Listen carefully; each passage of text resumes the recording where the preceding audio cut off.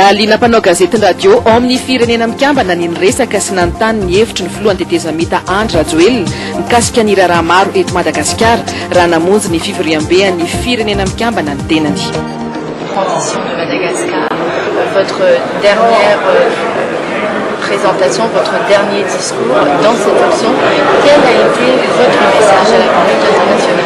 C'est toujours un plaisir tout d'abord de partager avec la radio des Nations Unies l'évolution de la situation politique à Madagascar.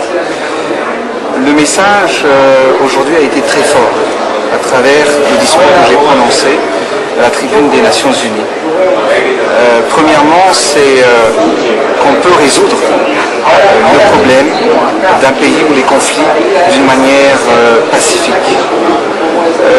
Car Madagascar a pu éviter la guerre civile. Donc, comme je disais, que l'amour que je porte pour mon pays est beaucoup plus grand que le désir de me porter candidat aux prochaines élections présidentielles. Si tant de dirigeants pourraient faire la même chose, je pense qu'on pourrait éviter d'utiliser des armes, de régler nos conflits au prix des êtres humains, des innocents, au prix de nos peuples. C'est ce qui se passe actuellement partout dans le monde. Vous avez parlé d'un soutien plus équitable de la communauté internationale au soulèvement populaire, alors que vous constatez plutôt des politiques de deux poids, deux mesures. Que voulez-vous dire par là? Tout le monde, aujourd'hui même le secrétaire général des Nations Unies, a reconnu que bon nombre de mouvements se présentent actuellement dans plusieurs pays. Car les gens, la population, le peuple, ils descendent dans la rue, occupent des places pour s'exprimer afin que les dirigeants les écoutent. Donc aujourd'hui, si on reconnaît ces mouvements, si on reconnaît ces soulèvements populaires, que moi j'adhère complètement, c'est dommage que ce n'était pas le cas pour Madagascar. Car nous, le peuple malgache s'est exprimé, le peuple malgache voulait mettre en place un véritable changement, le peuple malgache réclamait une vie meilleure. Donc nous, on voulait aller vers les élections afin que le peuple malgache puisse s'exprimer. Ça a pris 4 années maintenant, mais l'essentiel c'est que nous avons pu éviter le pire. Donc c'est pour cette raison que j'ai interpellé la communauté internationale afin de revoir et de voir la réalité sur le terrain, afin que l'ensemble de la communauté internationale puisse prendre les bonnes décisions pour résoudre les conflits dans chaque pays là où il y a des crises politiques. Quelles leçons avez-vous pu tirer de cette expérience en tant que président de transition?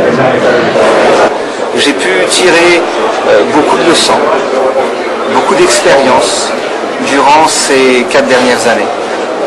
Car ce que je peux dire et finaliser pour cela, c'est que chaque dirigeant doit toujours être à l'écoute de son peuple respectif.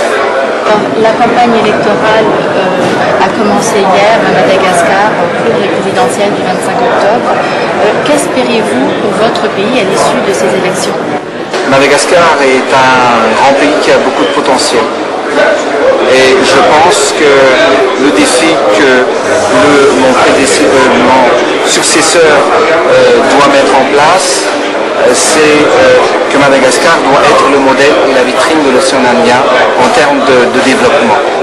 Donc je souhaite le mieux, je souhaite tout ce qui est meilleur pour Madagascar et pour le peuple malgache. Vous parlez de vitrine de développement, vous avez aussi dit que l'homme d'État pense à la prochaine génération. Quelles sont les priorités justement pour le développement de Madagascar?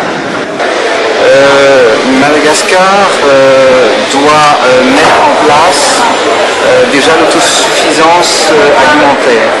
Car comme vous le savez, vers les années 60, Madagascar était le grenier en riz on exportait du riz.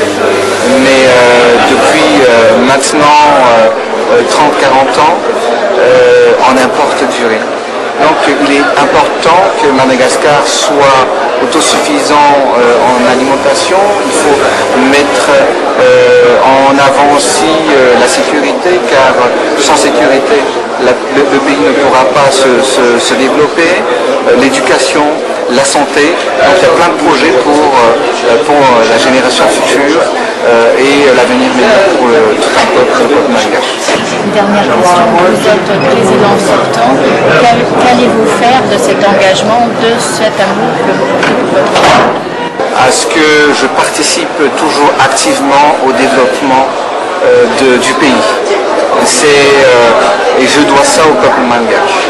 Donc, ce que je vais faire durant les 5 prochaines années, je vais travailler de concert avec plusieurs experts internationaux et nationaux pour mettre le programme de Madagascar sur 15 et 20 ans.